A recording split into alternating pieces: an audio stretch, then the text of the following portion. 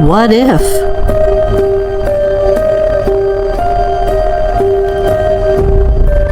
You woke up tomorrow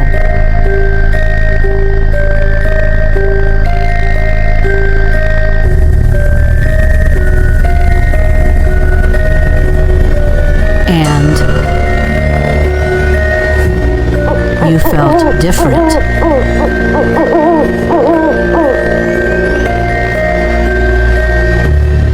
What if?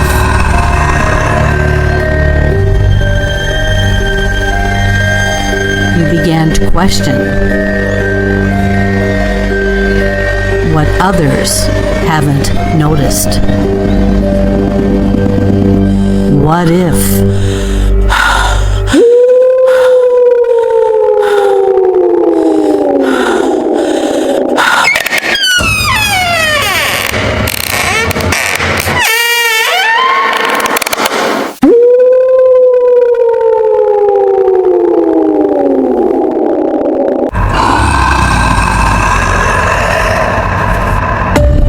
I began to have experiences I could not explain at a very young age. Our worldview is filled with intrigue, wonder, adventure, and of course, mysteries. However, there are some situations that we cannot fully explain, and it's time we open up this dialogue and talk about our experiences. I am your host, Dr. Kelly Renee Schutz. Welcome to Haunted Mysteries. Welcome to Haunted Mysteries Podcast. I am your host, Dr. Kelly Renee Schutz. This show will air every other week on the Get Haunted Podcast Network. So sit back and relax, and if you miss it, go to the Get Haunted Podcast Network Facebook page or to my YouTube channel under Haunted Mysteries Podcast. Spend an hour every other week with us, delving into what most of us are chasing after, answers to unexplained happenings. This show brings you a bit of chatter, topics, theories, guest interviews, and more. May you be a believer in cryptids, apparitions, UFOs, consciousness abilities, or anything else. Know that there is another person out there who has experienced something similar or a bit stranger. It's not always in our imagination. This episode is pre-recorded.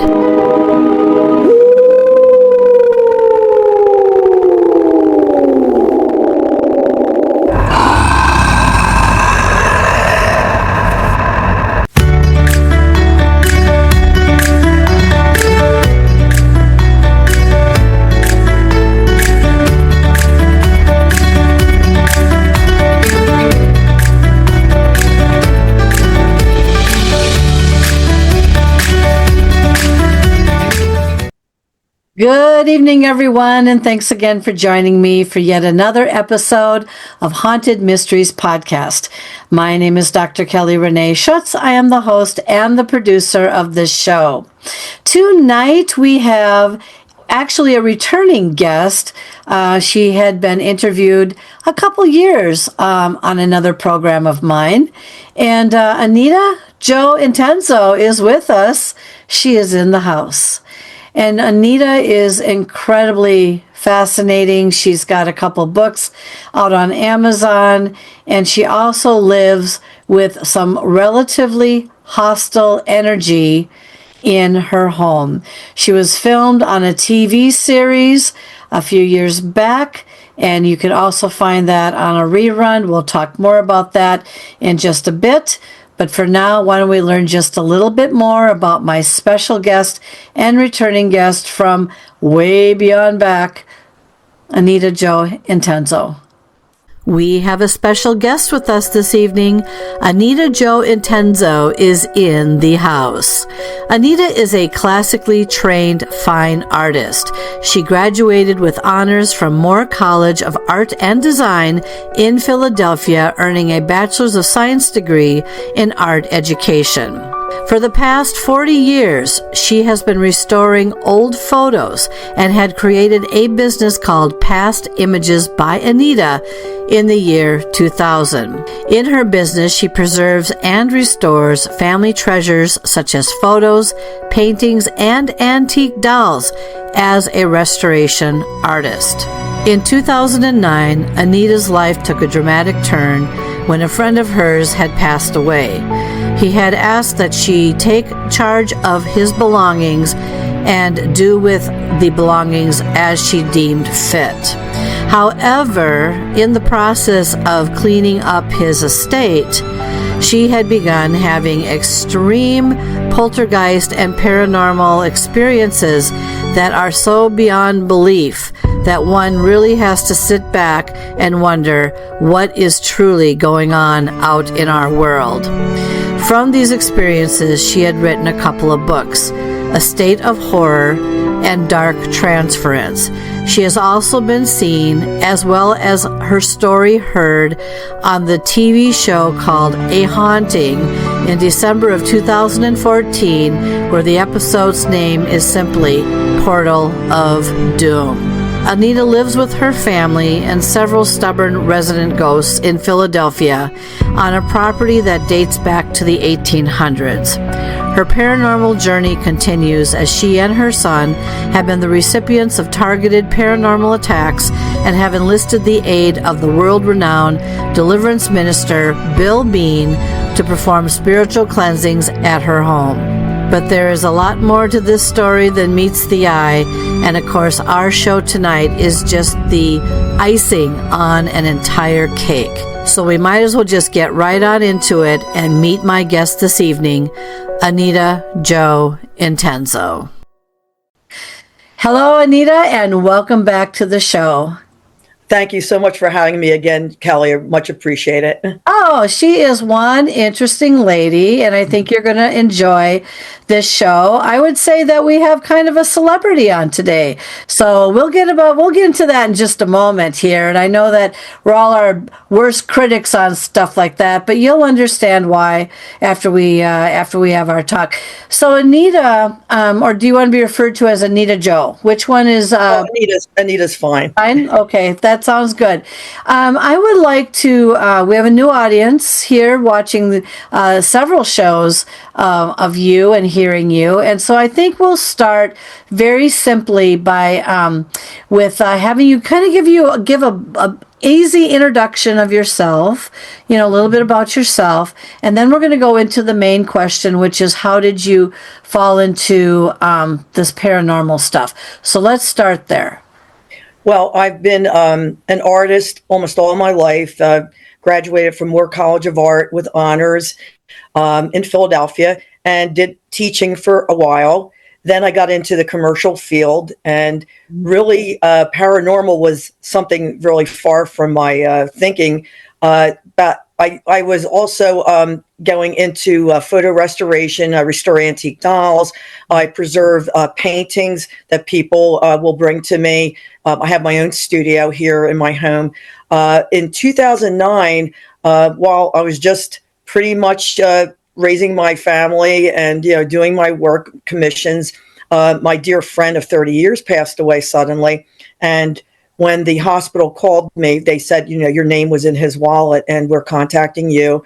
So that was really a surprise because I rushed to the hospital, but when I got there, he had already passed away. There was no way they could save him. So that was a really big shock because not only you're getting a phone call to say your friend is in serious condition, but then you get there, you're waiting to hear the news, and then they tell you that they couldn't save him. He had just a massive heart attack. Mm-hmm. So I identified his body, had to pick up some of his belongings, and then go to his home, which was in the evening. And it was a little bit of a crazy time. I got my son to go with me. I said, I don't know what I'm facing here. I know he has 2 cats that might be in distress. So I had to go through a round of keys to get into his home.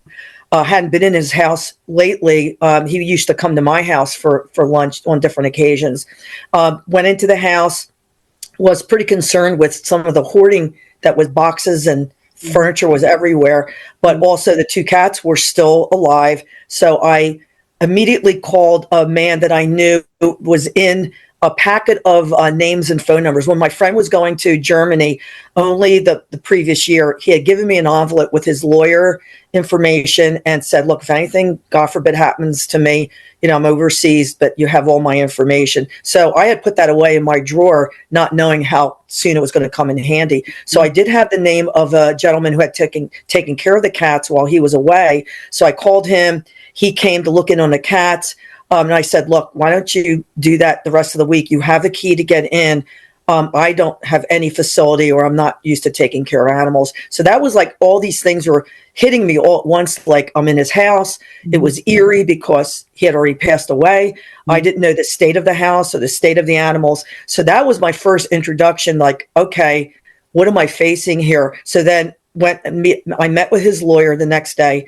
He said, you're the executor and you've got the keys to the kingdom. Well, I didn't know I was getting keys to a nightmare. That was only the beginning, because I've said to people, like, 1 minute I'm living a normal life and the next minute becomes paranormal, that I had no idea what I was stepping into.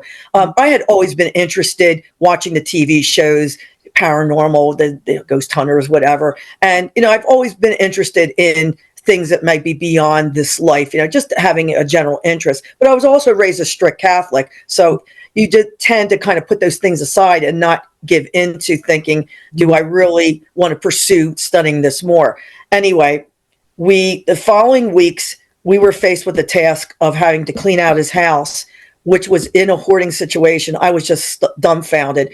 Just each room was just filled with boxes and documents. And then the basement was a nightmare all in itself, just floor to ceiling, stacked with everything and anything that he collected. Now, he was an anthropologist and had traveled around the world with his parents. They had been to South America a number of times. They had been to Europe, and also his home country of Germany. So I had to start figuring out, okay, I've got a will here that the lawyer handed me, 7 pages, and I've got to find all these things. So the next 10 months, we spent close to 30 hours or more a week with going through documents, box after box, figuring out where did these go to, what do I need to see in the will, and also to get the paperwork, because he passed away. There was finances had to be put in order. Yeah. And just with all that, and I'm also taking care of 2 elderly sick parents. Mm-hmm. As we were starting within the first few weeks of clearing out room by room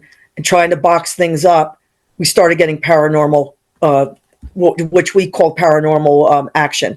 Mm-hmm. Things started flying around the room. We would never know when something was going to be smashed against the wall. We had eerie voices that were disembodied voices, scratching noises going on in the walls, which was terrifying at some points, because why are we hearing all the scratching noises? Mm-hmm. And also just strange activity that we couldn't put a finger on, like, what is going on here? So, our main focus was, we've got to get this place organized, and we have to just continue doing this, because people said, well, why didn't you just leave? You couldn't leave. I was the executor. He didn't want anybody in his house, especially his brother, that they had been estranged for 10 years. His brother came to see me the day after his brother passed away, because the lawyer called him, and he was at odds with me. We're at a war with each other. Him saying to me, why you? I said, well, your brother left me in charge, and I'm going to do the best of my ability. So he was more worried about things being thrown out that belonged to the family, or just discovering things, I think. And I said, look, you don't know me. I said, I will leave no stone unturned. Anything that belongs to you, it will get packed up, and I'll call you to come and get your things. Mm-hmm. I said, you don't know me. I said, what I will do and I promised him, on his deathbed, when I saw him and had to claim his body, I promised him right there, I will take care of everything, Paul, don't worry. So then the brother kind of calmed down, because he knew himself that he couldn't do what I was doing, because he lived over an hour away. He himself had a heart attack only years before that. So that was in the family.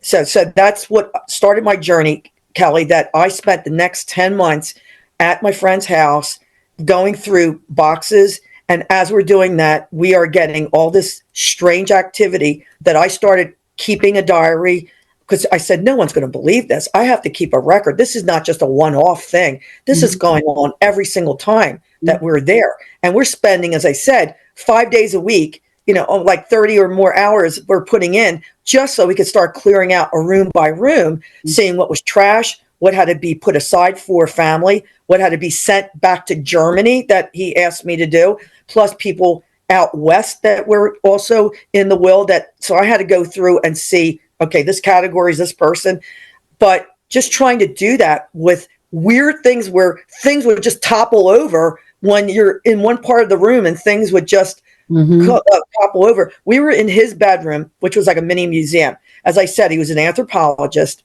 He collected statues and dolls and artifacts. So things were stacked up on one wall of his room in these Tupperware bins. And our first inkling of something not being right with the house is we're in his room. We were comprising, say, okay, what we're in here, let's see what we have to start packing up. And as we walked out to go and get trash bags, we heard this huge crash. And I'm thinking, I don't know what just fell down, but it could be part of the bookcase. Here was the Tupperware bins that had been against one wall, had been thrown from the wall from the bins into the middle of the room and opening the contents, which was Native American artifacts were inside. So we're saying, who just did that? So I called out because I did believe that there could be something after this life. And I just said, if it's you, do you know that you passed away? I said, I don't know if it's you because it is your room, but please, we're only trying to do what you asked me to do. And things calmed down after that, but it still meant we had to start packing things from his room, putting them aside. And that was just the beginning. We had so much stuff happen in the basement as we were clearing out one whole wall because there was water seeping in and we're getting flooded. And that was just making our task even worse with black mold developing. So we had a crew come in to dig up part of the basement for a channel. Well, all hell broke loose when we did that. They no sooner finished that channel and we were starting to place things over the opposite end, expecting them to do the construction, that we had things flying, books flying off shelves. We saw a tin can that was on a shelf. We saw it hop. It actually hopped, and then it until it fell off the shelf. It's like, did you just see that? It's like, and then we had a friend come over who was helping my son because we had to go up and down steps. There was no entrance from the basement to outside, so everything had to go upstairs. And he just said, what is going on down here? He said, I just saw something whiz right past my face over here. And it turned out to be like a seashell because my friend had been in Hawaii. And it was like anything and everything you could imagine that was collected down there. And that was just part of the strangest thing. We walked in one day, and as soon as we opened the door to the kitchen, which then there's a door to go to the basement, we heard somebody said, who's there? It sounded like a woman. My son's friend said, did you just hear that? He's looking down the door. He starts screaming. He goes, there's somebody down the basement. I go, what are you talking about? Like, Danny, what are you talking about? I just saw a guy walk down below the steps. I said, what did he look like? He was tall. He had dark hair. He had like a white shirt and khaki pants on. I go, that's my friend. You just described my friend, tall with dark hair and wearing khaki pants and a shirt that he always, I said, you saw a full body apparition. He goes, I don't know what that is, but I don't know if I want to stay here and help you guys. Well, Danny was probably the longest one who did survive to come with us. But the one day where we were going down the basement and he's following us, the door slammed between us and Danny. He's in the kitchen. We're on the steps to the basement. And we can't open the door. It's frozen. He is screaming on the other end saying, someone's behind me and screaming in my ear. He said, I turned around and he ran out the door. We finally got the door open. He's out the back door. He says, I'm not coming back. I said, why, Danny? You didn't see what I saw. I turned there's this face that looked at me and screaming in my ear. And we had left a recorder in the kitchen while this was all going on. And we actually got that of this screech, like saying, get out, kind of thing. So that was part of our problem. You would have people one day maybe helping you just to get trash bags, just the extra pair of hands. They would have so much they would see or be part of. I don't think I'm coming back. We didn't believe you. Now I believe you because seeing is believing. But they we had incidents. It's like all in my book, A State of Horror, that's on Amazon, that I took all the diary information, all the recordings, and things that I wrote verbatim, put that into the book. So you could see where it was an intelligent haunting, because we would go and listen to the recordings at the end of the day, that we would just leave things on and then see what would happen. And it would be where it was interacting, where somebody was talking to us with our friend, and the other voice was like also interjecting like sarcastic remarks, like because Danny found a small bottle of his little bottles of booze that you would get from a flight. He says, "Oh, look, I think I'll have a drink." And then a voice said, "Drink up, buddy." It's like, what? Like, so I can laugh now, but when you're in that situation, it's the absurdity is what got us to laugh, because when you're there and you are walking by in the kitchen and a bucket of pens and pencils and stuff, the bucket just comes and smashes into you, and you just say, "I'm out of here." It's like we would have to like say, "This is quits for the day. We're going to have to come back tomorrow, but this is it. I can't do this anymore today." It would just be a continuous round. But that lasted for 10 months until we then signed over that we were at the lawyer's office. And that was in October. And I said to my son, "We got to get this done. I'm not going to be here for Halloween, because this is just too much. I don't want to be here." We walked into the house and we're hearing dripping water. And I said, "Did somebody leave a faucet on?" I said, "Well, we weren't here yet yesterday." We go into there's only one bathroom up on the first floor. We're in there and the whole bathroom is flooded. Oh, no. Water. Yeah. And so I said to him, "Where's the water coming from?" Here it was from the toilet that was running, that we didn't know at the time. He just turned off the water immediately that he found the valve. But I'm taking the rug that was on the floor. I just grabbed it and put it into the bathtub. Yeah. No sooner did I do that, I got this thump right from underneath me that something wants to come up through the floor. And I said to myself, if a coffin comes through this floor, I'm out of here, because I'm thinking of poltergeist. I said, if something comes through this floor, I'm not ever coming back here. Yeah. So we then investigate down the basement, and we could see the water dripping from where it had been in the bathroom. It was coming down, and it's all pooling down into the basement. And I said, "Oh my God, we just sold this place, and now this is all happening." It was dripping right through the floorboards. Well, I go upstairs to call a plumber see if we can get an emergency guy come in, because we don't know where the water's coming from. My son's screaming at me. He goes, "There's somebody here. I saw them walk through the water. I could see the footprints in the water." I said, What's going on? I said, "Just get out of there. Don't stay in the basement." And I can't get through to the plumber. It's going to voicemail. An emergency number I can't connect with. So then I called the lawyer and I said, "You don't want to believe what's going on here, but could you send somebody, or do you know somebody? We have emergency plumber." The secretary, who we got to know very well, she says, "I have somebody I can call right away." I said, "Please call them, because we don't know what we're into over here. We just left your office. We just signed the paperwork, and now we're getting water damage that I don't understand what's happening." I said, "Nobody was here yesterday. Nobody used the bathroom. It's something that we're not sure what is going on." So she was headed her way. But before that, we're down the basement again, because we're starting to push the water into where there was now a well that they had finished construction, and we're pushing the water into the area where there was like the well that we can just get rid of it. As we're doing that, pieces of Celotex ceiling, they're flipping off from the ceiling and coming our way like Frisbees. And then there was a small ladder that comes flying through the air. And my son said, "This is dangerous. We can't be down here. There's things coming after us." I said, okay. I don't care about the water in the basement. They'll have to take care of this another time. We get there. So the plumber meets with us. He gets there because we're outside waiting for them. He comes in and he looks at the toilet. He said, "There's a huge crack in this porcelain." I said, "What do you mean?" He said, "You have to have a really heavy thing to hit this porcelain to crack that." I said, "Well, nobody was here." I said, "Like, the temperature outside is like 90. In here, we have the air conditioner on. It's like 75. There's no extreme temperature thing that would crack this porcelain. Yeah. He said, that's really strange. And I just looked at my son. Yeah, he said, he thinks it's strange. He thinks it's strange that there's he doesn't know. And the secretary, meanwhile, she comes in.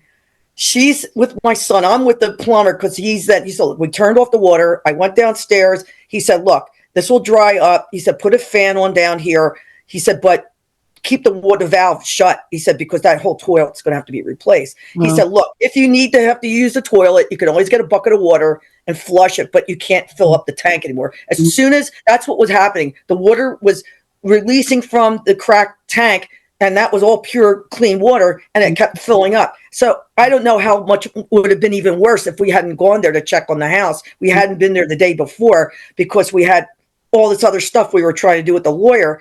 So then the secretary said to us, she says, I'm in here with your son. She comes out and she's smoking. She had to get a cigarette. Yeah. How did you guys do this? She says, I was talking to your son in the living room and a wallet or something flew from the bedroom.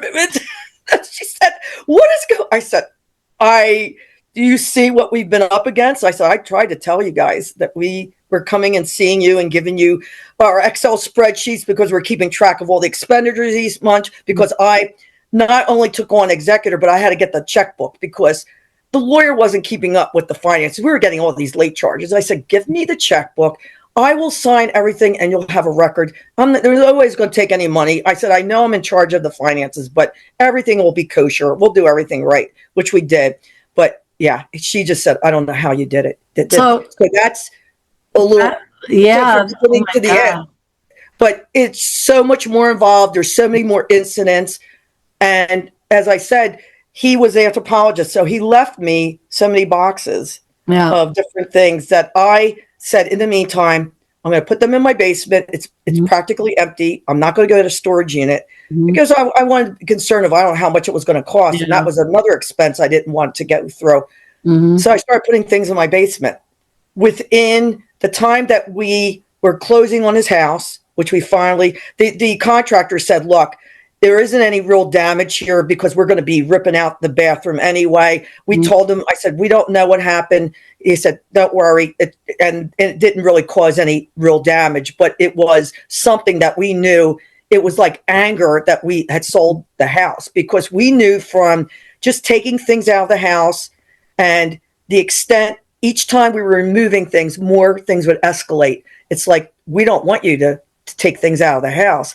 And whether my friend, we weren't sure, was he angry or were there other things? And we found out there was other things in the house, not just my friend, but probably his family, that we were going through things and discovering things that maybe we shouldn't have discovered. But that's what we were tasked. There was nobody's fault that I am the executor. I'm unearthing these things that are concerning me, and who else was going to do it? There was nobody else in charge. So the lawyer, they were able to get the house sold. The contractors were there. And as I told you, Kelly, somebody moved in the year later after they fixed the place, but they only stayed for 2 years. And the house has been sold almost 3 times over. And now I think the people are there for a while, but they've made changes to the house back and forth. They ripped out the enclosed porch and made it open, and now we saw that it's closed again. That they had closed the porch again, because I go right by there to go to our store. It's not far from us. That we go right by his street, and I go, the infamous house. But people only knew this unassuming rancher what went behind those walls for those 10 months that we were there. They would not believe it, because they figured, this doesn't look like your typical haunted house. Well, they might believe it. I've got a couple questions. I want to break this down a little bit. We'll go backwards a little bit here. Sure. So the first question that I would have in mind, especially since for anyone out there who has purchased a home, okay, I'm going to start with this, and then we'll go backwards. So my first question would be, with all the activity, and I believe me, I understand when something gets changed and there's energies residing in there and they're territorial, or whatever they feel is makes them at peace. Did the realtor ever disclose, or was it never asked, whether or not the house had any kind of activity or hauntedness to it? Do you know?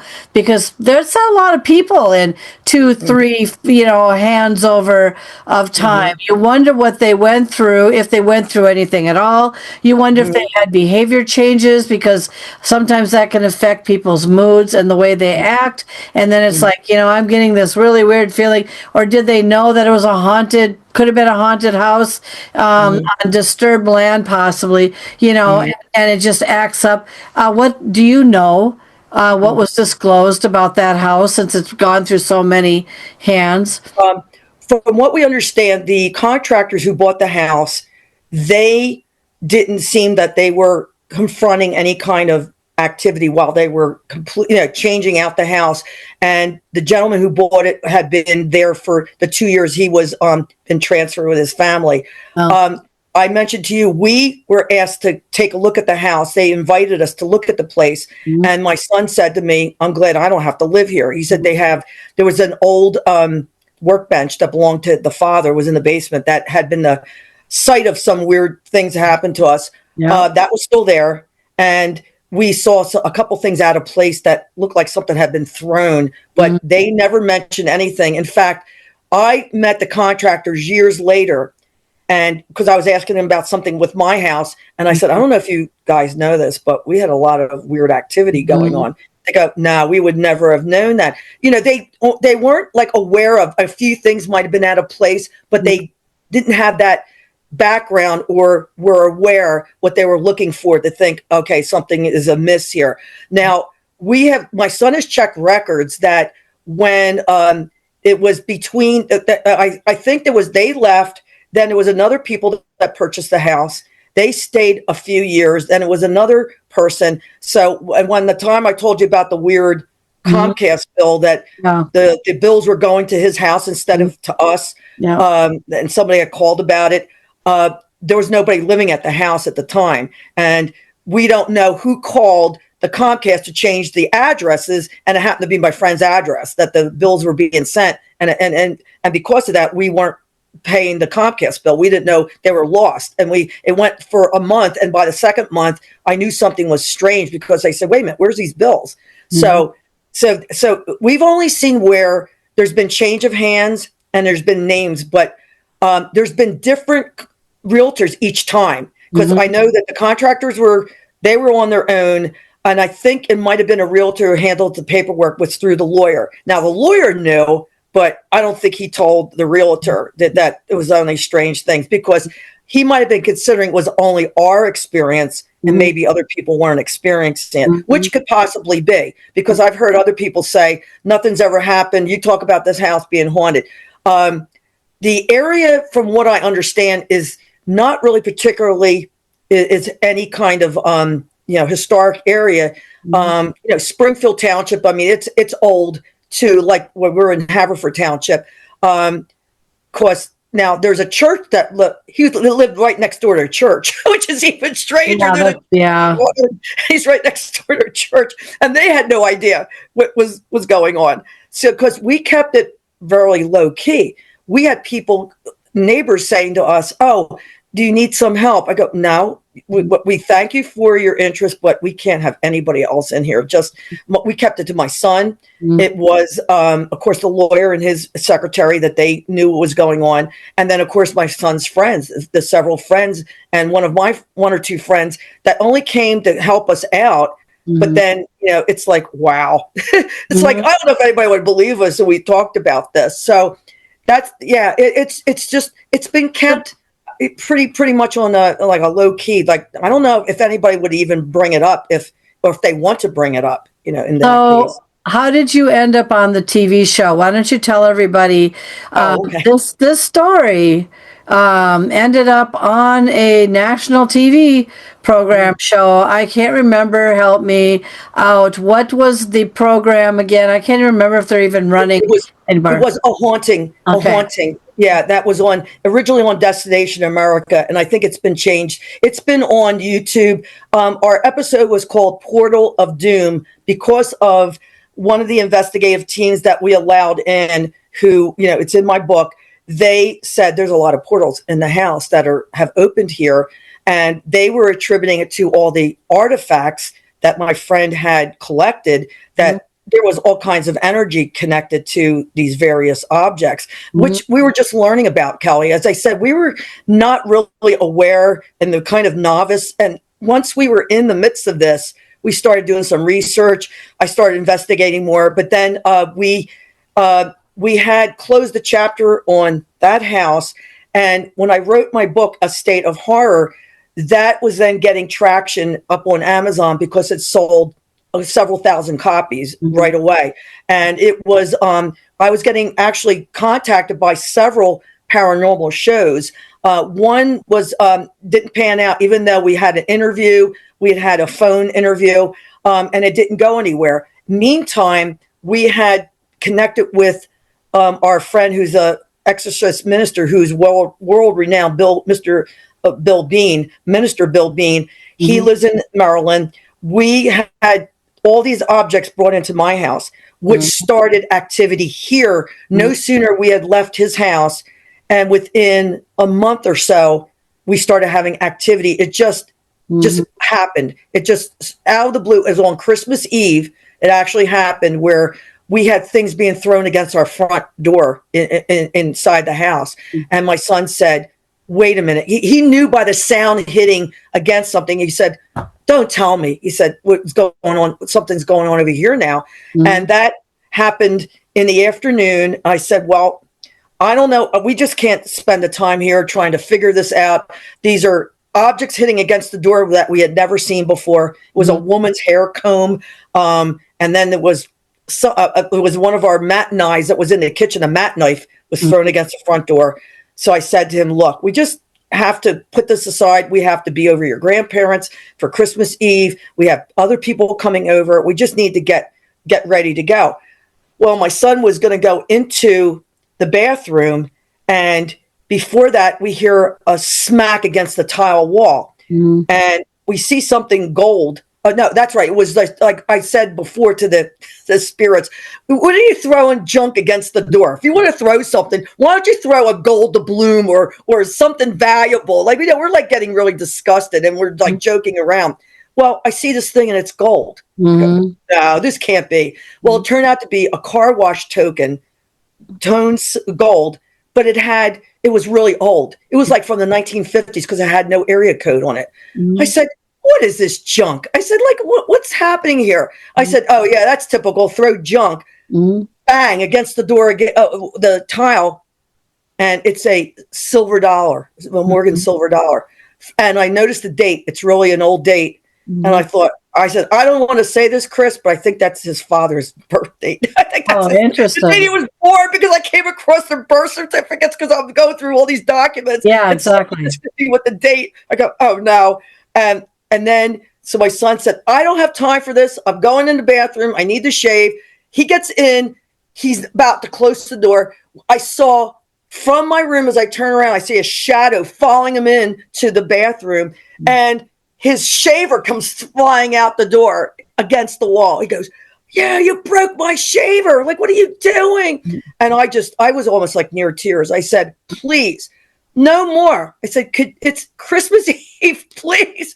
We can't take this anymore. And I called on my friend's name. Please help us. We don't want to deal with this anymore. And everything stopped until the next time. But that's where I wrote the second book. But in the meantime, having Bill Bean connected with us, he was on one of the shows, knew one of the producers of A Haunting.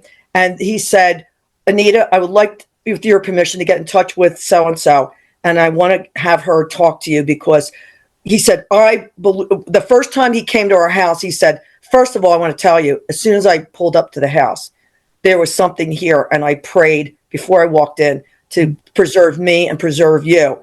And as he was talking with us, he went through our house. He said, I believe you guys 100%, because then he shared his story with us.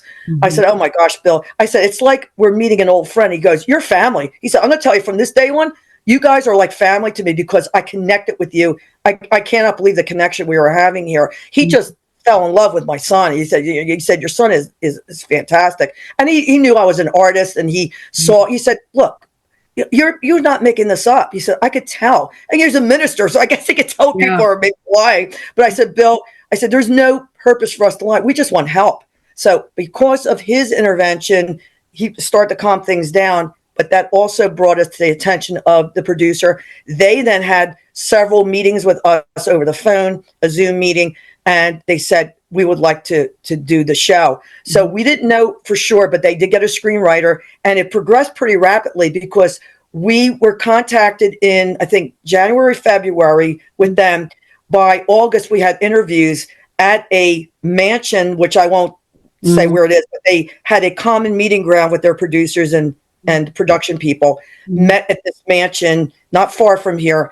And then we did our interviews with Bill was there, our friend who was the psychic medium, and then my son and I, and that was the Portal of Doom. And then from there, it went into where they actually did another show connected with that called Demon Possession, but that only had a short airing because of copyright issues. They only had that, but that was more of an extension of what was going on with possessions on the objects, and that I didn't know objects could be haunted. I mean, it never really occurred to me, and that just brought into more where, okay, we're discovering more things that are happening.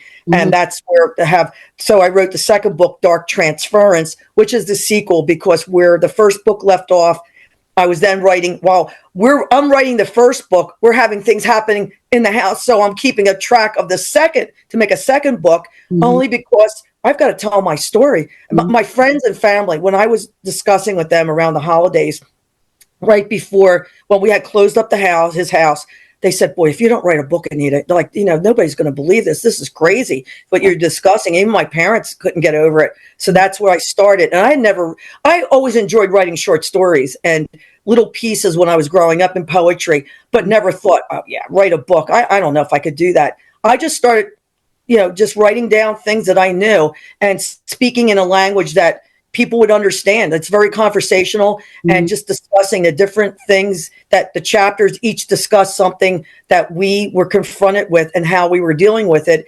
And it really seemed to resonate with people because they were identifying themselves. I said, you could be perfectly innocent, not knowing what you're walking into, and bam, it could hit you like, wow, what am I getting myself into? That would I have agreed to be executor to his estate if I knew what was facing me? And it has changed the trajectory of my life completely, where, one book, then a second book.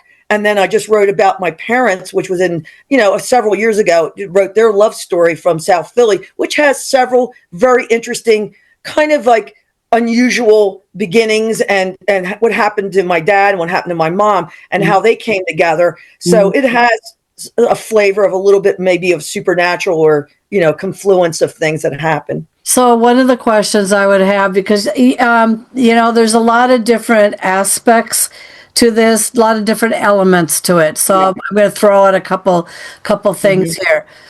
The first thing you mentioned is if I had any idea what I was getting myself into. Obviously, okay, now let's go back to your friend. The one thing I would wonder now, yes, he traveled all over the world. Yes, he picked up all these artifacts, right? Excuse me. And the question is, did he ever have an experience? Because I want to relate this now to the shift-shaping object that he had picked up, which I believe was shown on the TV show. Of some sort, but it would shape shift into something else at the point where it was either identified as it's this thing right here. Then the energy would go and it would shape shift into something else, so you could never really get your hands on it or get rid of it or remove it or whatever. Because I don't know if it's your friend who was ever causing a lot of the unrest, or maybe it was his, like you said, someone that belonged to the documents, or the family member or whatever. Don't know if there's so many portals and so many things coming in or whatever. Did they ever figure out, two part here? One, did they ever figure out who is causing the most grief? That's the first thing. Secondly, is that shape-shifting object still in your basement, and if you and you have just left it alone so it just stays calm and put? What's been going on with either of those? Yeah. Well, with concerning with my friend, the only thing that was something that really took me back. One of my conversations with him right after his mother died, that he was very close to her. His father had passed away maybe 10 years before that. He had said after she passed, he felt that she was there, that he felt her presence. And I said to him, look, you were a devoted son. And if her presence there is comforting you, she's not there to do anything else but to be, so maybe thanking you. And he felt good about that, that he said, okay. He did say to me, if something happened to me, he said, I want you to promise, that you will take care of things for me. And I said, look, let's not talk about you dying. I mean, you're a young man. I mean, he said, but just promise me if anything should happen, he said that you would be open to, like, I would try to contact you, or you contact me if something happened to you. I said, well, okay, look, just to cut the conversation, I'll say yes. I said, but let's not talk about this. This is morbid, that. And as I said, he died like only a year or two after that conversation. He never expected to die suddenly. Concerning the other thing, he was in Peru, and this object, from what he was supposedly bought, first of all, the circumstances is he should have never been in that position that he was buying these things. He was lucky that at the time that he bought those things, that you could even ship those things back to the United States, because we found boxes that had been from overseas, and they were still labeled, but there was different things in them. I mean, there were several things from Peru that the brother took. It was like clothing, a beautiful alpaca wool poncho. And he had said specifically, he said, did you find any textiles? I said, yes. I said, you can have them. I said, I found them in the closet. We didn't know about the shape-shifting thing until we had the psychic medium in the house. We contacted them, and I felt that we could trust them because they were local and they had really great credentials. In fact, I still know the psychic medium and the people surrounded. They're become friends. She said to us when she walked in the door, she said, I want to tell you something. As soon as I walked in, she said, now I have in my bag, I have a Christian cross and holy water, because we never know what we're running into. She said, we don't we're not going to be ministers to exorcise demons, but we carry these things for protection. She said, as soon as I walked in his home, it said to me, your holy water is not going to do you any good. We're older than Christianity, they said to her. So she didn't tell me till later that this is what came to her. So when they did the mediumship where this man was taken over by my friend and he was speaking through him, that he apologized. He said, I should have never been doing what I was doing, collecting these things. He said, I purchased this. This was something that I should have told you about but I died, I died before I could tell you. Yeah. And he said it should be packed away in a lead type of container and buried. He said, I was going to do this, but I never got to do that. I think he was even tormented. He had serious health issues that he wasn't discussing with anybody. When I found out from one of the doctors from some of his paperwork, they had said to us, they said he got rid of his health insurance. They said he wasn't coming to the doctor or anything. He was keeping a prescription for asthma medication that they thought at first he was having an asthma attack, and he did too. He did not know he was having a heart attack. And I found it strange that it would be that kind of thing, because his father, from what I understand, had almost felt like he was suffocating, that they had talked about what he went through. His brother told me his father he was suddenly taken ill. Then his mother was taken ill, and then he was suddenly taken ill. We don't know if that was part of it, that he had these things, but it was something where this thing is not of this earth. I mean, that's what he could get through to us. He said, this is not from this earth. He said it was found in Peru. in a burial tomb. He purchased it from a farmer who found on his property, and he paid really good money, but the farmer wouldn't have anything to do with it after he gave it to him. He didn't realize what he had purchased, because this thing apparently he tried put in different places. I don't know if it was in his bedroom at one point, because as I said, we were finding things.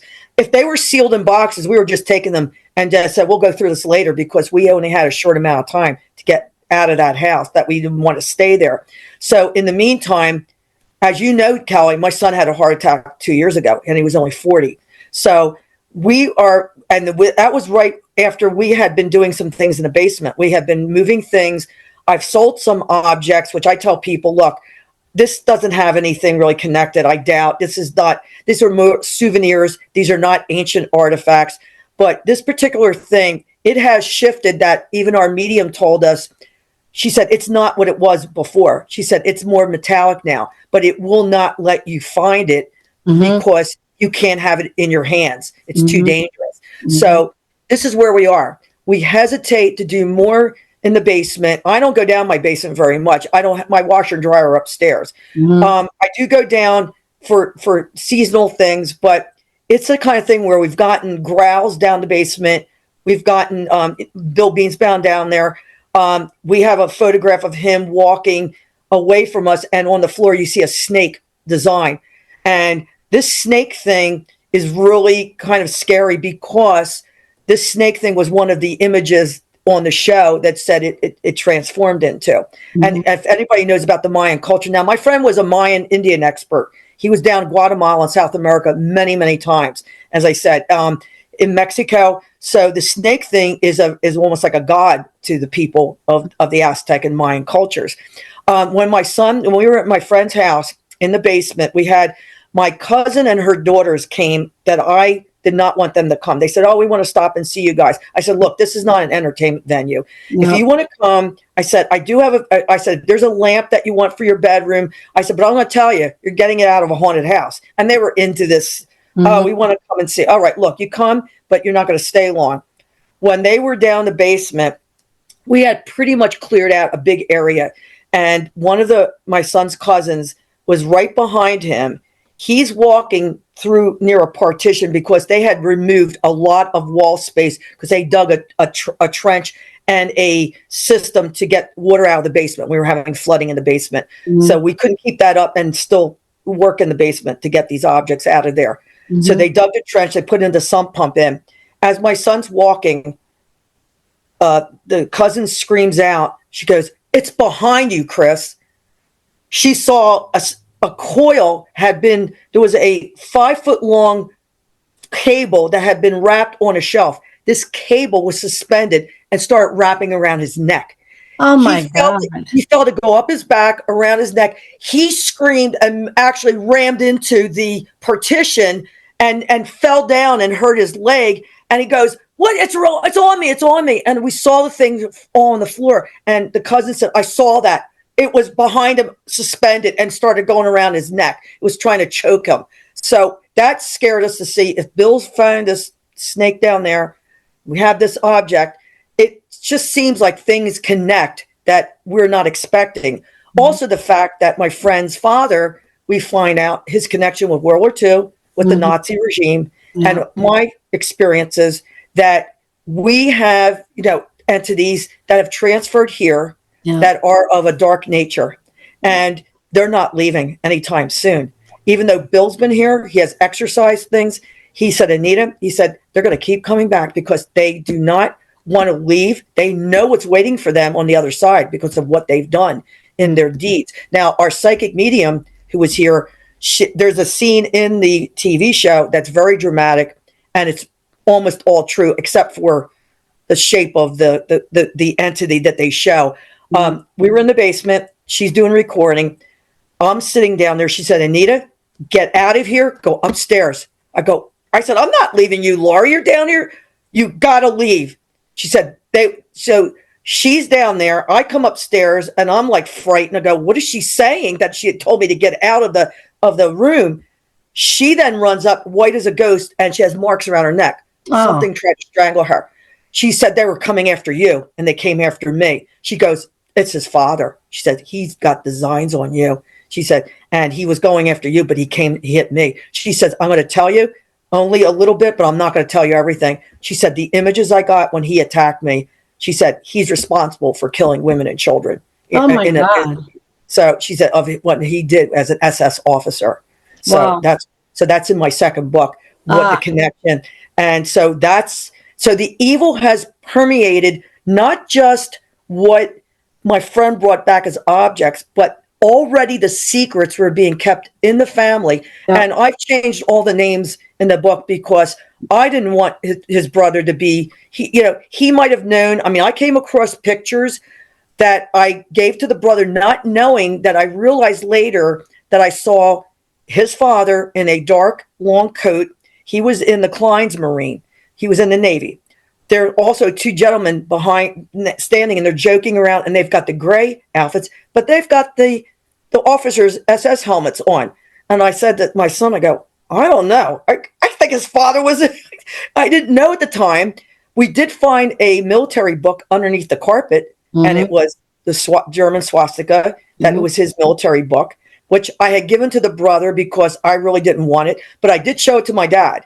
My dad said to me, and I didn't even put the words SS. He said the SOB was SS. I go, how would you know, Dad? He said, by that book. He said, I'm going to tell you. We were all familiar what we would be encountering. Didn't know that after I had received a letter forwarded to me from a friend that lived in Maryland. She was wanted to know how he was doing. So I wrote to her, sent her a copy of his obituary and prayer cards, and said to him, I'm sorry to tell you. She called me. She said, Anita, thank you for everything. She said, I just wanted to speak with you a little bit. And I said, well, we went through a lot. We cleared out the house. And she started telling me. She said, well, I don't know if you know, but his father, Mr. So-and-so, was SS. I go, really? I said, she says, oh yeah. His wife and my mother, who was like near 90, they were seamstresses. His mother used to design clothes. And she was really well known. She had her own label that I found a lot of outfits and things his mother made, but they had that, but also her mother was Jewish. And when they knew that she was taking her mother with her back to Maryland because she couldn't stay alone in her home, his mother and her mother, his mother apologized to her, said, look, we knew what was going on. She says, I'm just so sorry. Everything, apologizing to this Jewish woman. So she said, yeah. She said, we all knew. It was very strange. We all knew what he was about, but nobody wanted to say it in the neighborhood. It's like, oh my God, I'm getting all these affirmations, like, okay, things that I wasn't sure, they're just coming to me. Like you've said, things find their way to you to explain things. So things were coming to me so that's, what I find really interesting about this is, so his dad was part of this ick, I would call it ick, being an ick,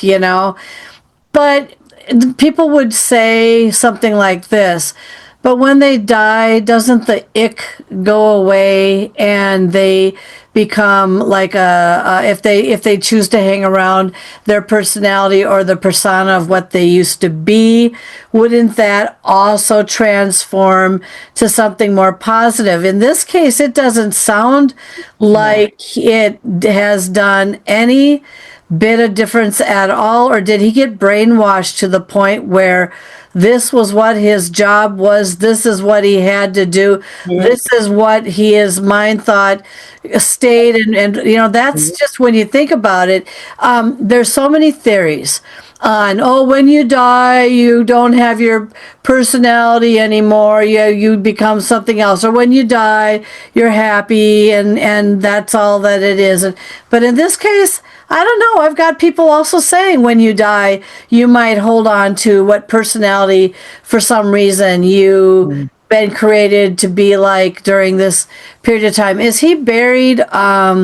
Is he buried overseas, or is he buried here in the U.S.? He's buried, in a family plot. It's a little ways from here. He and his wife, they have a plot. Now, my friend was cremated, and his ashes were taken out west. He wanted me originally to go, but it was the middle of January, and I said to the lawyer, I'm not spreading anybody's ashes out west. I said, I've got sick parents. He then said, look, Anita, he says, I'm going out to Aspen.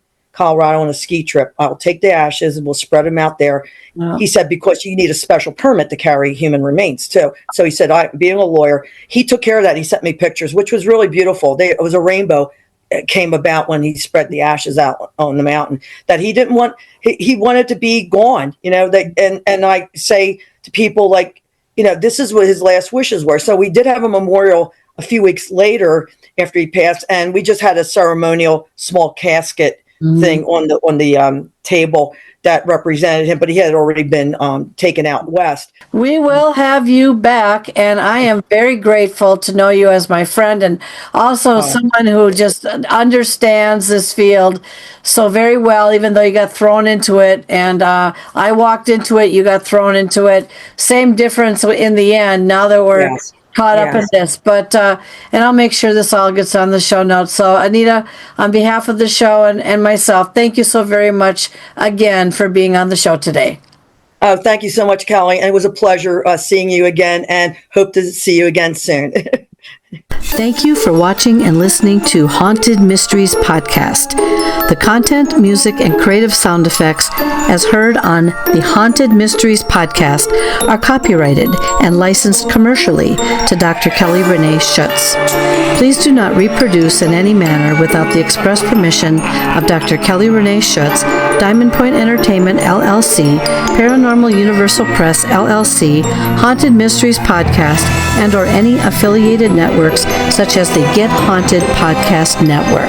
The opinions and information expressed by the guest, hosts, and sources as heard and seen on the Haunted Mysteries Podcast are not necessarily those of Diamond Point Entertainment, LLC, Paranormal Universal Press, LLC, Haunted Mysteries Podcast, and the Get Haunted Podcast Network, as well as its producers. Although the content of the shows may be interesting, the information and opinions within are deemed for entertainment purposes only. Subscribe to continue your enjoyment and interest, and thank you for making Haunted Mysteries Podcast part of your day.